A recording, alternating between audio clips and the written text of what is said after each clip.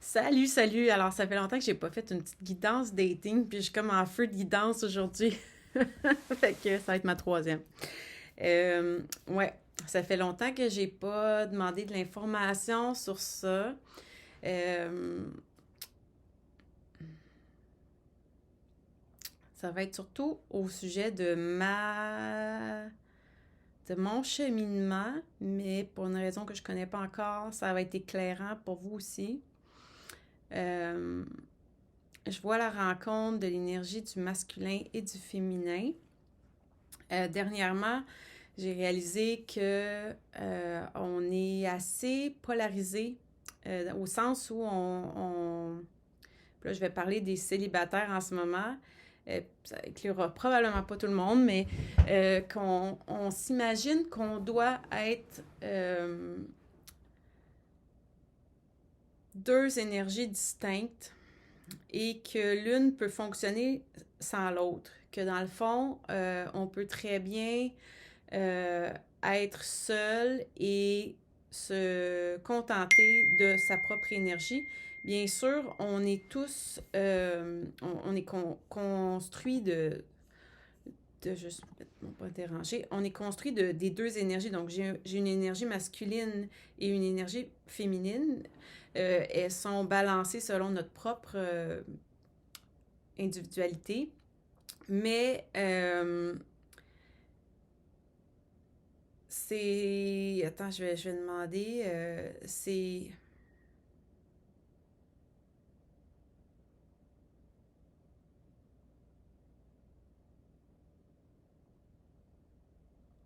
Ouais, c'est ça. En fait, ce qui est intéressant, c'est que ça demande en ce moment d'aller observer quelle part, dans quelle mesure on est dans notre énergie féminine et dans quelle mesure on est aussi dans notre énergie masculine et d'aller constater qu'on a besoin de la part de l'autre énergie aussi. Pas besoin dans une dépendance, mais que à long terme, être un seul pôle d'énergie dans notre vie et de ne pas avoir la part d'une autre énergie est très exigeant au niveau de l'énergie parce qu'il faut venir compenser pour le manque. Et ça peut faire partie de votre chemin d'expérimenter cette indépendance-là où vous devez aller voir comment vous allez jouer dans l'énergie pour venir euh, calibrer, je dirais, l'harmonie à travers votre propre énergie. Mais à un certain moment, ça devient intéressant davantage pour votre chemin d'aller vous ouvrir à une autre énergie et aller recevoir de cette énergie-là, donner et recevoir. Et c'est quelque chose que quand on a été célibataire plus longuement dans notre chemin de vie, on peut se rendre assez confortable dans je ne dois rien à personne et je ne prends rien de personne. Et c'est comme sur ça aujourd'hui, ce qui vient euh, d'avoir la curiosité de s'observer puis de remarquer si on doit jouer dans tout ce qu'on doit faire pour aller en étant seul dans notre vie, tout ce qu'on doit aller créer pour amener un équilibre. Je vais vous donner un exemple concret. Si vous habitez seul dans une maison ou dans votre logement, vous devez construire, oui, c'est construire parce que c'est comme un peu artificiellement, vous trouvez de l'énergie masculine. Pour moi, admettons, dans ma maison, je dois m'occuper de toutes les tâches qui seraient plus dans l'énergie masculine et je me force à les faire alors que je suis plus dans une énergie féminine normalement, bien qu'il y ait un équilibre qui se trouve, mais ça me demande beaucoup d'aller forcer à créer cet équilibre-là malgré que je suis qu'un pôle énergétique. Bon, l'énergie circule masculin et féminin dans la même personne. Puis c'est ça que j'essaie d'avoir un peu plus d'informations sur le pourquoi. Mais en fait, c'est on a besoin des autres. On n'est pas des êtres, on est des êtres de relation. Et on a tendance à l'oublier un peu dans la société dans laquelle on est en ce moment, dans l'époque dans laquelle on est. Et c'est comme bon de prendre conscience qu'on a aussi besoin de l'autre pour pas croire qu'on s'autosuffit si bien, si facilement.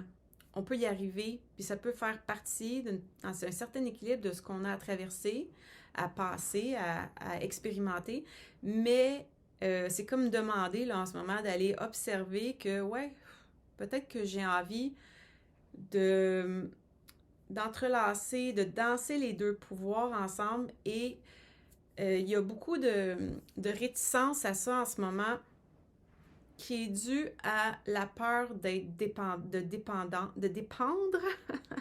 dépendre des autres. La peur de ne pas être indépendant. C'est comme si on était beaucoup dans notre génération élevés à « faut que tu ailles tout pour te débrouiller tout seul ». Alors qu'auparavant, c'était beaucoup plus communauté. On s'épaulait, on a trouvé ça fatigant, un peu je me mêle de tout. On s'est comme distancé et là, on se débrouille tout seul, mais c'est pesant. C'est pesant et on demande de prendre conscience de cette lourdeur-là qui draine beaucoup d'énergie, de devoir manifester une autre énergie que la sienne de façon autonome. La raison pour laquelle on nous fait regarder ça en ce moment, en le moment même, c'est que si on veut rencontrer, il faut comme aller au-delà de ça. Si on pense dans notre tête qu'on veut être dans l'indépendance, tout s'autosuffire et qu'on va être mieux, c'est pas vraiment vrai de ce qu'on me dit. Dépendamment de quel passage on est, mais on va parler de moi, il faut que je sorte de cette croyance-là, que j'ai moins de soucis, de problèmes ou de difficultés si je suis toute seule et que je vois l'apport d'une union des énergies, mais pas une union dans la dépendance, mais plutôt une danse d'entrelaçage où on s'épaule, peut amener comme allègement, comme assouplissement aussi dans toute mon énergie que, dans le fond, à deux, j'ai pas besoin de créer autant l'énergie masculine, de la structurer pour arriver à tenir le fort. Alors que si on est deux, il y a un apaisement parce qu'on est deux, on se... Puis c'est là où c'est comme 1 + 1 = 3. Il y a le soi, il y a l'autre, mais il y a aussi le couple, la force à deux. Et c'est comme demander, du moins pour moi en ce moment, d'aller toucher à ça et de constater que je peux aller prendre d'un couple, je peux aller prendre de l'autre personne et me nourrir de l'énergie de l'autre personne. Et là, c'est drôle parce que ça m'amène dans la relation sexuelle. C'est comme aussi à ce niveau-là où on a compris que la femme donnait à l'homme, tu sais, était le réceptacle de l'homme et qu'elle donnait à l'homme, on se donne à l'homme. Mais non, on reçoit aussi. On reçoit physiologiquement le sperme de l'homme, on reçoit l'énergie de création de l'homme. On peut la faire circuler et s'en nourrir. Donc, c'est aussi à ce niveau-là, au niveau physique, de ce que l'homme peut apporter à la femme et à l'inverse de ce que l'homme peut recevoir comme énergie féminine dans la relation sexuelle comme dans la relation amoureuse. Donc, c'est comme d'aller constater, prendre conscience de tout ce que ça nous demande, de se demander d'être indépendant tout seul et de s'autosuffire.